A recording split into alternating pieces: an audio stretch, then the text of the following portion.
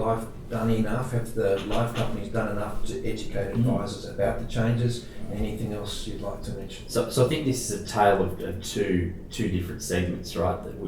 The existing client and the challenges that come to bear, particularly around pricing and affordability around those pre-IDIO products, will continue to remain a challenge both from an advice perspective and equally from a client perspective. So we're then have a second category, which is obviously those post-IDIO changes, probably more where our portfolio is likely to build through, because we're a newer organisation as opposed to others in terms of some of that incumbency and legacy.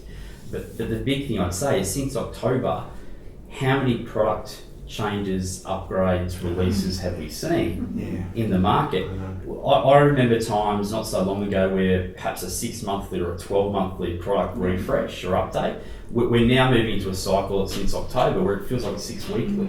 Yeah. And this is a reflection of those settings having been interpreted in October. There were guardrails. The guardrails were open to interpretation. Organisations formed a view, and that was mixed and varied. We've seen that. And then you've seen this constant sort of evolution. But what it's created, to the point that's been discussed, is it's hard to get comfortable because it's moving so quickly, both at an insurer level and certainly from an advisor perspective. So ultimately we've got to get to a place where this product stabilises and we get to a scenario that allows advisors to be comfortable with what does it look like, how's it being applied, and that variance or that fluidity that we're seeing start to just sort of We're not there yet. reduce. No, we're not there I don't yet. think we can do that until the insurers actually take the intent. I think the government needed to be clearer around what was to happen. Do you mean APRA or the government?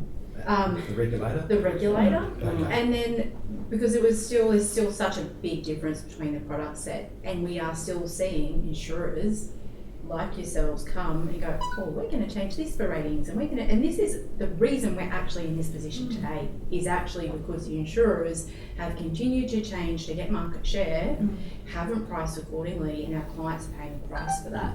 So at some point, that needs to abate to allow us to go and do a good job for clients and have some stability. All right then, over to you then, Phil. What's your take on that? AFA members, what are they telling you? I'd say just quickly on that last point, the complexity about the IDII changes were that there were two parts to it. One was what APRA said, and the other was what the the Actuaries Institute said. So, things like own occupation for 2 years was not something that APRA said. It was something that the Actuaries Institute said. So that wasn't mandated. It was sort of like a framework that they had set up to reduce the risk of unsustainable products being in the marketplace. And each insurer has interpreted it differently and put different weightings on, and then they've looked at what's happened in the marketplace. We've never seen such substantial change at the one point in time. People have made changes to their products knowing what everyone else's product looked like. But this was a scenario where everyone was changing it at the same time. So that provides some context and probably explains why we're still working through this. And look, I think the way that they've interpreted and applied the Actuaries Institute outcomes has had a big impact. I think that's the bit that we can't blame APRA for, and why it's going to take a period of time to really play out. I think the other really big thing is what to do with existing clients who have affordability issues, and how an advisor consciously considers moving from the legacy products to the new products, and how they comply with the best interest duty. And I take it back to one thing that Brett described about how he feels when he wakes up, and one of the things that he was worried about was the risks that you take on. And it's something that we can't underestimate the impact that it has. Is what if I get this wrong? What if I end up in a situation where I've achieved a much more sustainable product for the client, but their particular health outcome means that they will not get paid, or they won't get paid for more than a period of time under the new product, whereas if they had have stayed in the old product, they would have got a much more comprehensive outcome.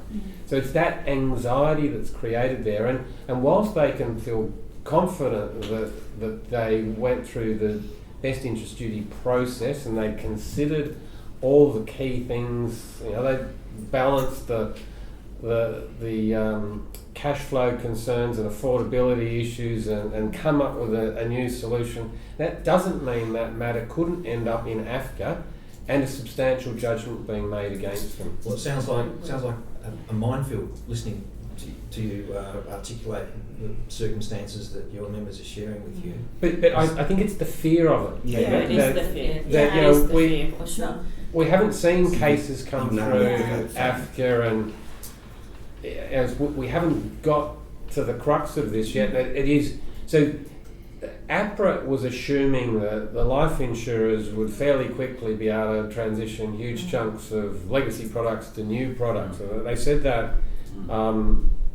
They said that in a Senate estimates hearing, that they thought that they would come up with plans.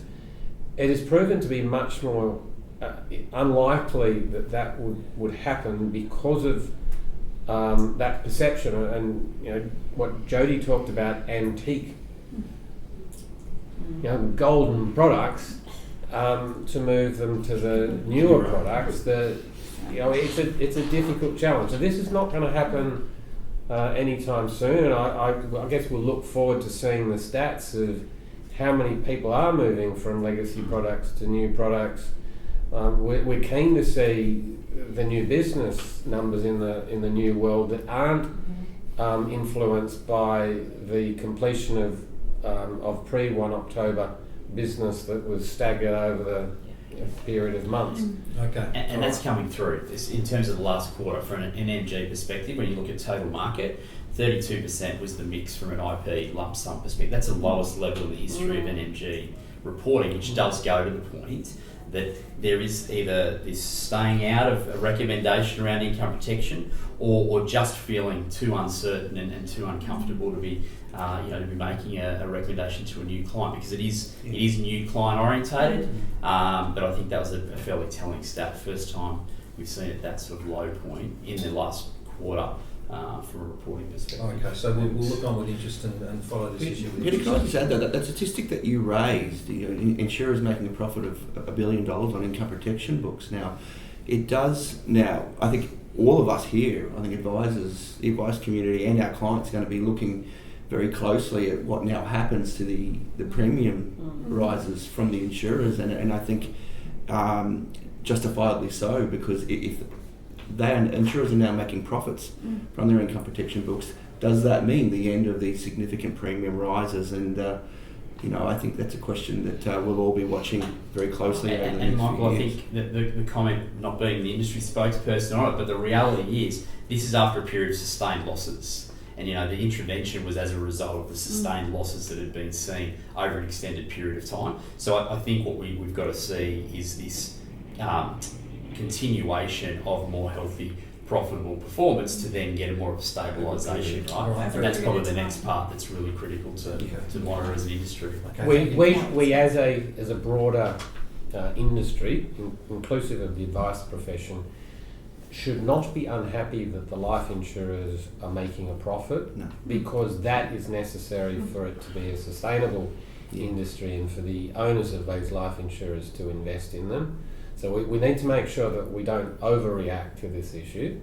But I think, as Michael says, it should be a positive sign that that there shouldn't be a huge need for further premium increases. No, very good point. In the final part of this roundtable conversation, our panel considers the use of emerging technology that is becoming available for all advice businesses, but particularly for risk-focused advice businesses, and how better use of existing as well as emerging technology can address the important issues for an advisor and an advice business when it comes to your time, when it comes to the cost of delivering advice, and when it comes to the complexity of the advice process that will benefit both you, your business, and your clients.